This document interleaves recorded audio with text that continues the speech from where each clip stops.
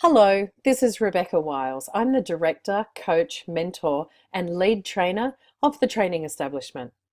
Today, I thought I'd put together a video for you on how to build an achievable sales activity calendar. And this is something that you can use and follow for yourself and for your own sales team as well. So make sure, first thing, you come on over to the trainingestablishment.com.au website, and then you'll click on blog. If you scroll down then through all of my blogs, you'll be able to find how to build an achievable sales activity calendar. And here's a copy of it right now. First thing that I do is give you all of the reasons why you possibly need to build an achievable sales activity calendar. One thing to build it, another thing to achieve. And then what you'll do is the first thing is to go down to the very bottom of the blog where you'll be able to find where you can fill in the details to download your free sales activity calendar template that I've already prepared for you.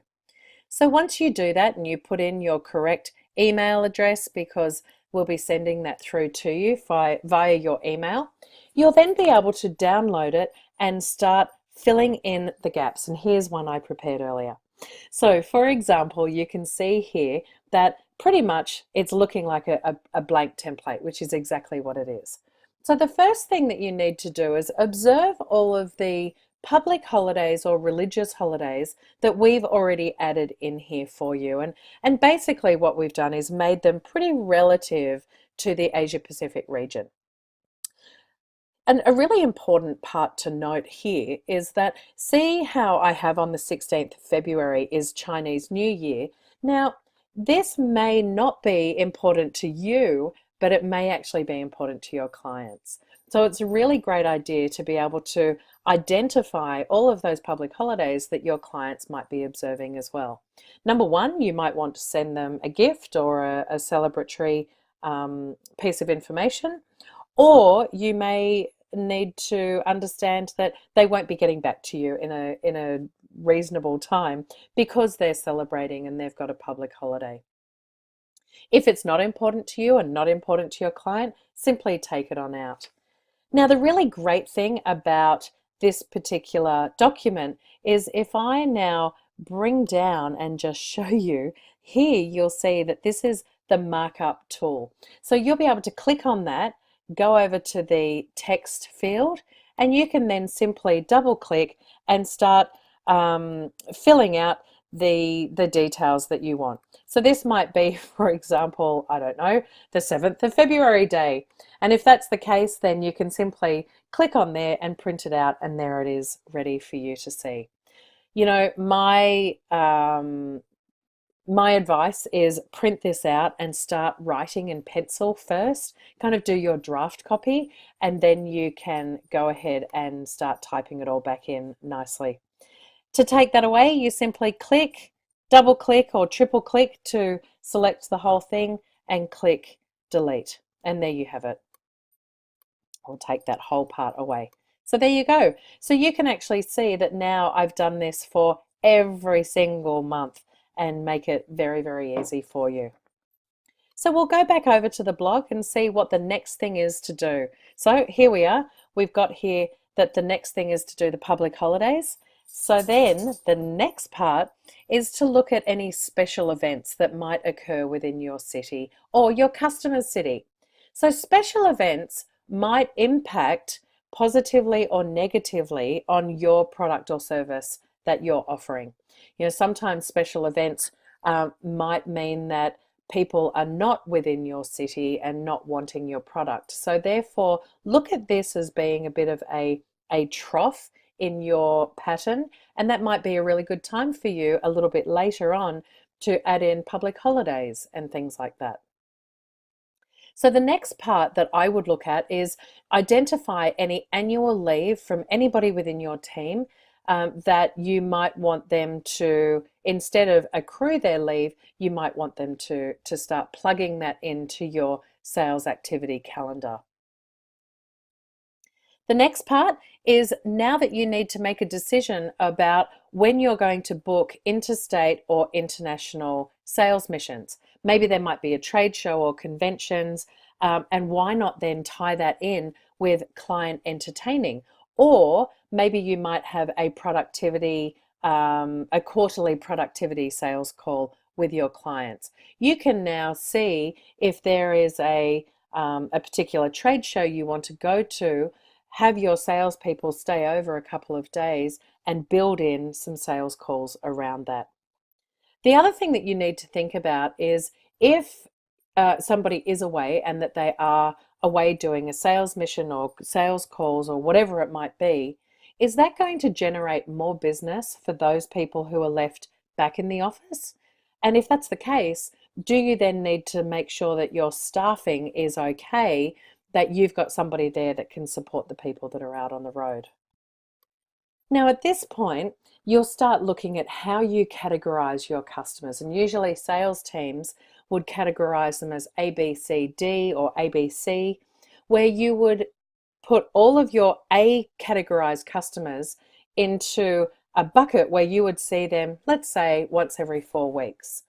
Um, and and maybe then, if there was a small group of your A clients that are in a particular city as you, or in the particular city as in where a special event might be, you might want to do a cluster client entertaining, a thank you event. Or maybe you might even want to take them along to where that special event is. Or maybe you might want to get them together to do some kind of thank you event. If you have B customers, you might want to see them every, say, 2 months. So therefore, if they were in a particular city that you might be traveling to, you might then identify to see them every second month. So you can add that back into your sales activity calendar as well. So some companies even schedule sales blitz, and they might happen 2 to 4 times a year. Put those into your sales activity calendars. Having a look at when people are not on holidays, having a look at when business is not needing you to be here in the office, then this is a great time that you can do a sales blitz. If you also know that business coming up is traditionally on a downturn, do a sales blitz a couple of months before that if it takes you a couple of months to start churning out that business. Also, have in some regular client appreciation events. Maybe it might be end of financial year and end of the calendar year as a thank you event for your clients. Pop those into your calendar as well. So now that you've added all of those activities in, you can actually then start to see and feel the gaps for your local activities as well. So it might be new business prospecting and other activities. So being able to have a look at your entire year set out in a calendar format is such an easy way to be able to understand whether you will be able to achieve it or not. And this is why I talk about writing it in pencil to start off with, because if you need to move things around, easy peasy. So let's have a look at all of those 9 steps that we talked about in a quick recap. Number 1, go to our trainingestablishment.com.au webpage and click on the blog. And then you can find how to build an achievable sales activity calendar. Scroll down to the bottom of the page, fill out your details, so then you can get your own free templates of a sales activity calendar. Make sure that when you're on the landing page, you click whichever template you would like to download, and then you can open it, save it onto your desktop, and you can continue editing it from there. Double check all of the pre-filled holidays that we have added for you. You can remove them, you can add them in, whatever's applicable to you and your team and to you and your customers. Come back over, number 5, come back over to the article, review the steps that we've already said to you to help you to build that calendar. Make sure that you use the markup tool so that you can then write in any of your public holidays that are applicable to you and your customers.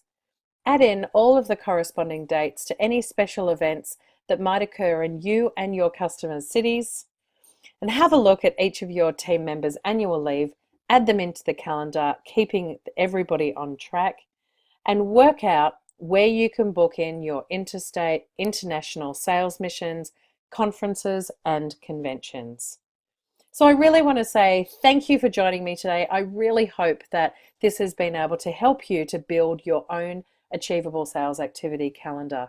Please leave your comments below if this helped you, and maybe you have your own tips and tricks that you could share with other subscribers. And also let me know any other videos that you would like us to make. Thanks so very much. I'm Rebecca Wiles from the Training Establishment, where we're establishing dynamic sales leaders through personalized training and coaching. Bye for now.